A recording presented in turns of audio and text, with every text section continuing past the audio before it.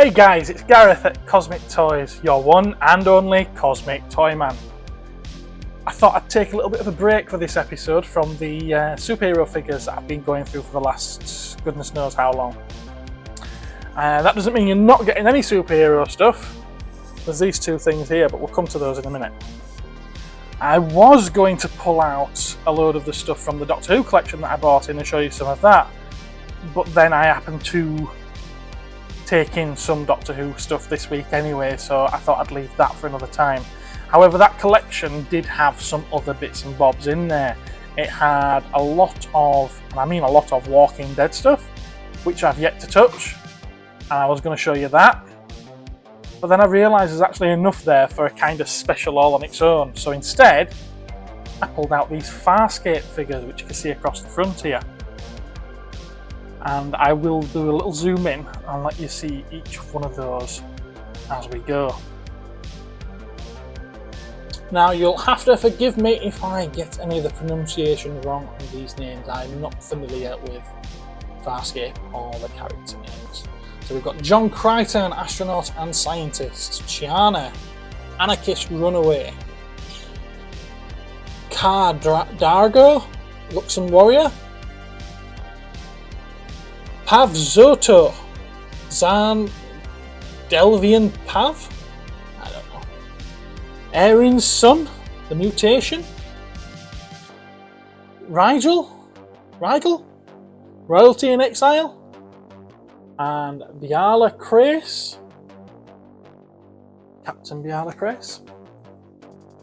Now, as I mentioned the Doctor Who stuff, I will start with that now.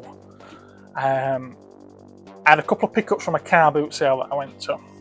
I'm a sucker for the old VHS, and this is from the 30th anniversary of Doctor Who. They released the Trial of a Time Lord for the first time, and it came on 3 VHS, and there they are. These don't tend to stand up too well to time because they're a cardboard slipcase type box, but as you can see, this one in really, really good condition. The tin's also in great condition as well. It just has a couple of little black dings there. Interesting thing about this is, even though this was a Colin Baker story, as you can see from the front cover there, because it was released to celebrate the 30th anniversary, it had a random image of every Doctor in black and white on the bottom. This one happens to have the 3rd Doctor. Strangely, not from one of his own stories, it's from the 5 Doctors is that story. Useless information there for you. Another tin that came out, but much later, was this one, which was a Dalek tin. It was a second Dalek tin. They did one for the 30th anniversary, and then this one years later. This one came with Planet of the Daleks, which was the first Doctor Who story I ever saw, and Revelation of the Daleks, which at the time were the 2 only Dalek stories not to have been released on VHS. Now, I don't know if you noticed, there's a massive difference in the style of the artwork on the cover of them. I used to love this kind of style artwork. It was proper artwork, you know, proper drawn and airbrushed illustrations. And then around about 98 or 2000, they went to these really cheap and nasty looking photoshopped images, and it really annoyed me that those were your spines on the shelf until they started doing these. And when you had a shelf with 100 plus of these and then these stuck in between them all, oh, it really set my OCD off. Anyway, we'll move on from that. There were some Dalek figures brought in. We've got, what, six Daleks and a Davros. Davros is from the modern series. And we've got 2 Emperor's Guard Daleks from Evil of the Daleks. From Dalek Invasion of Earth, we've got the Saucer Commander. This one is from one of the B&M box sets. I think it's the Axis Strike Dalek. Came in a 2-pack with the 7th Doctor. And then we've got 2 that have got some damage. There's a Resurrection of the Dalek. He's missing an eye stalk. And then we've got a Victory of the Daleks from Series 5 of the modern series, Ironside style Dalek, and he's missing his eye, and he's missing his gun stick, unfortunately. Now, in this day of 3D printing, I thought it's probably going to be quite easy to get some replacement parts, but I decided to have a rummage around in one of my spares box. And I managed to find an eye for this Dalek, which I think will do the job quite well. And there's a gun stick as well. Now, unfortunately, I haven't got a correct gun stick for this Dalek, but I do have a classic series Dalek gun stick, and there we go. It'll do the job. It'll do the job. Now, the problem with this guy is obviously the classic Dalek eyes are very different to the modern Dalek eyes. So I had a rummage,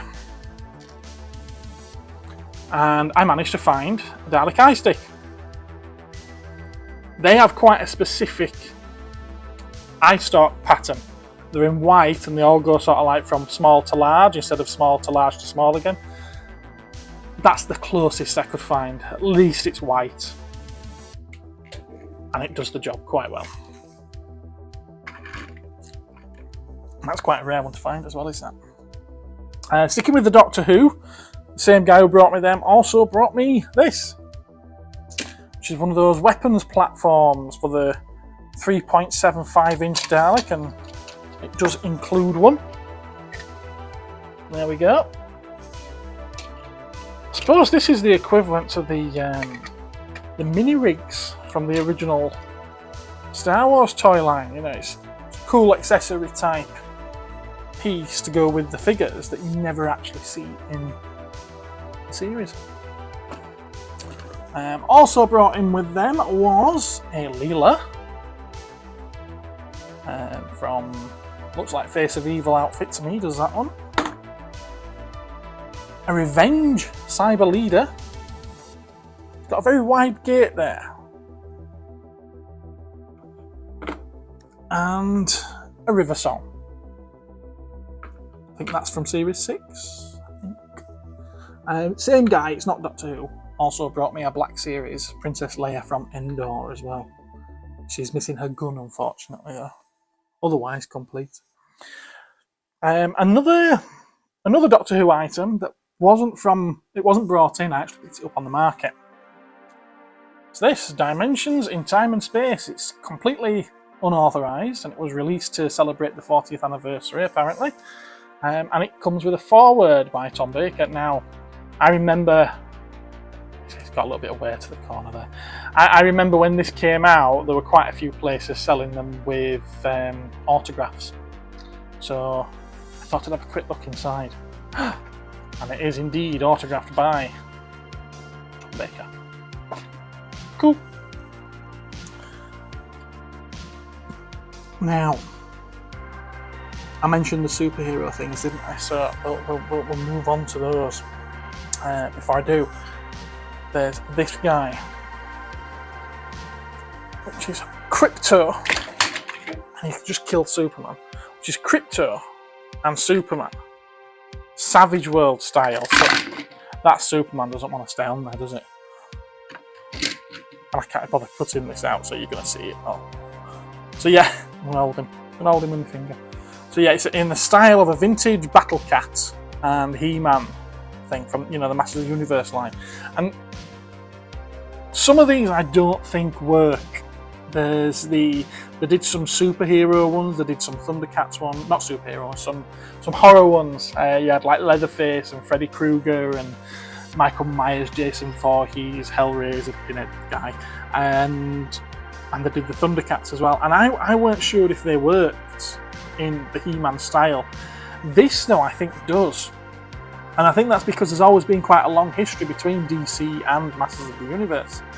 And obviously, Superman in particular fits that really broad chest style. But yeah, I think that's pretty cool. Did come in with the boxes as well, the packaging, which are up there. I know they're not hugely popular, but I thought, knowing that the figures alone are $12.99, I thought I should be able to get 15 quid for the pair. Seems like a bit of a bargain, doesn't it? Let's see. We'll see if it goes. And then the other superhero things, obviously, are these two lanterns. 1/1 scale red lantern, power battery, and ring. And an orange lantern, power battery, and ring. Now, these are quite cool. These are long since discontinued, and now very hard to find. Quite expensive. They did come as part of that big Marvel and DC collection that I'm currently working my way through, which you may have seen some other videos of, and if you didn't, why not?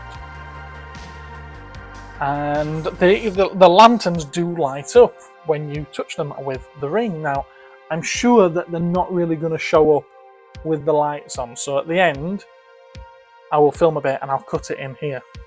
And while editing this episode at home, I realised I completely forgot to do that. Yeah, sorry guys. But all you do is just touch the lantern in the middle there with the ring, and they light up. I think that's pretty cool. That's very, very cool. Those are the little stands that the rings come on as well. Now they're not mint. Each one of them has a couple of very, very tiny and minor little chips to the paintwork. But both of them do at least display well from one side, if not the other.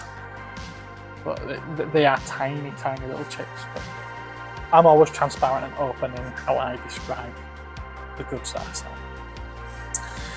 Now, a charity shop pickup that I had a couple of weeks ago, and I've only just remembered about them. Well, these little die-cast pieces. Bag of die-cast for £2. Cheap and nasty VW camper van there. But in there was also a Corgi Mini. This one to commemorate the London 2012 Olympics. And these two, it turns out, came as a box set. And I thought they had done when I saw them. To commemorate the 90th birthday of Her Majesty Queen Elizabeth II.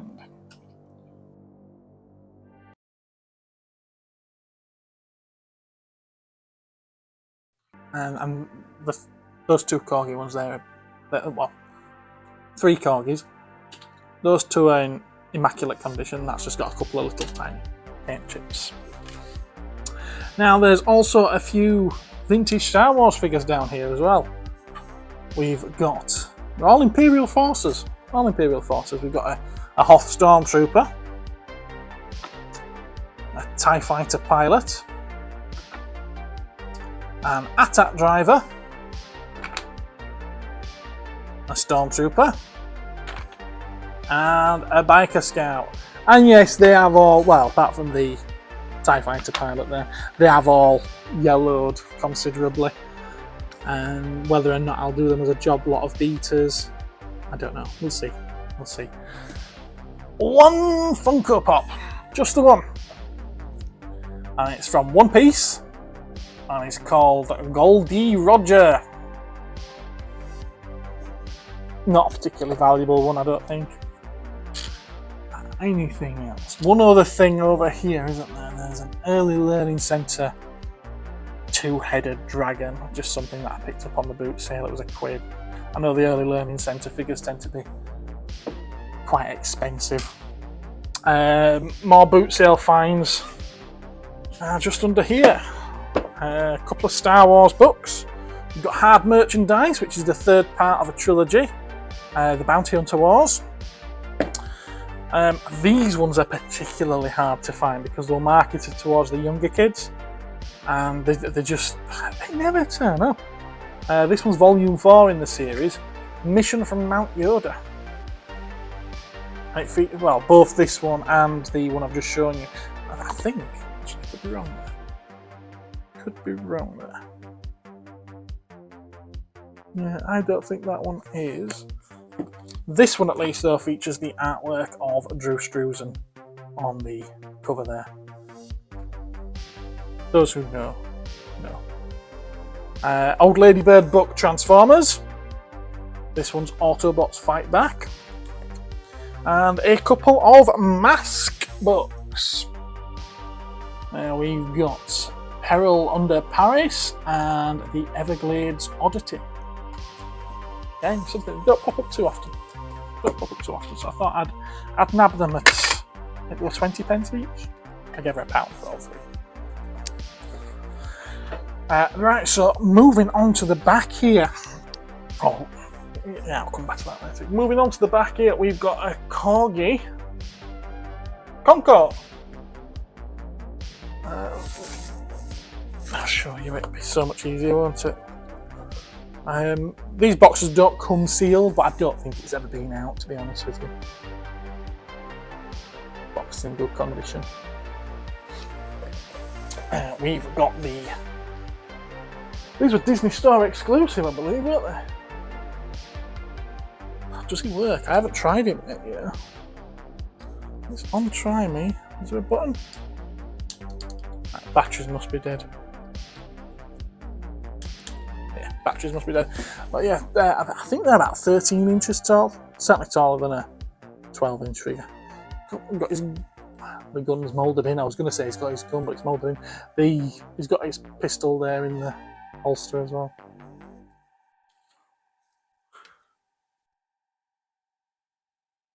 We've got all 5 of the Firefly Legacy Collection figures from Funko. 6-inch. So there's Malcolm Reynolds, Jane Cobb, Kaylee Fry, Hoban Washburn, who's in a pretty badly beaten up box unfortunately, and Zoe Washburn.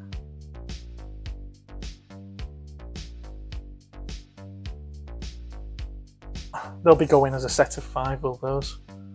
And then the only other thing up back here to show you, I'm going to bring the camera around for this and crop it in afterwards, is this Ultimate Soldier Extreme Detail 1/18 scale M41 Walker Bulldog tank, and it includes a driver figure. Apparently this is from the Vietnam War. First I thought this was just a cheap and nasty plastic toy. It is plastic, but it turns out it's actually not just a cheap and nasty plastic toy. And anyone who knows what it is probably knows that, but I don't know what it is. It was something I was unaware of until it came in. Yeah, and then there's only 2 more things left to show you down here on the table. There's this Minimates set. Buffy the Vampire Slayer. She comes with a change of torso and arms. She did come with 2 stakes because the packaging's undone. Until I tried to put it back in the packaging properly so it weren't just rattling around. It pinged off, and because it's so small I can't find it anywhere now. She also comes with a pool cue, a book, I'm guessing is a Bible, and a gravestone. And last piece, another Friday second-hand market pickup. Oh, I've knocked his eye back off. Put it back in. There we go. Was this Harry Potter and the Philosopher's Stone on the PlayStation 1, complete with the manual, and the disc I checked and is in really good condition. Box isn't in bad shape either. The case, it's just got a little chip there. They don't stand up too well to time. They crack so easily, those jewel cases. To be honest, the only reason I picked it up is it was £3 and I'd just sold one for a tenner the day before. It made sense to replace it. And that's your lot. That's everything that's come in this week. I'll be back again at some point this week with some more of those superhero figures, so watch out for that. And that's it. So remember, give us a thumbs up, give us a share if you don't mind, subscribe if you haven't already, and ring that ding-a-ling to be notified of future videos. And I'll catch you again next time. See you later, guys.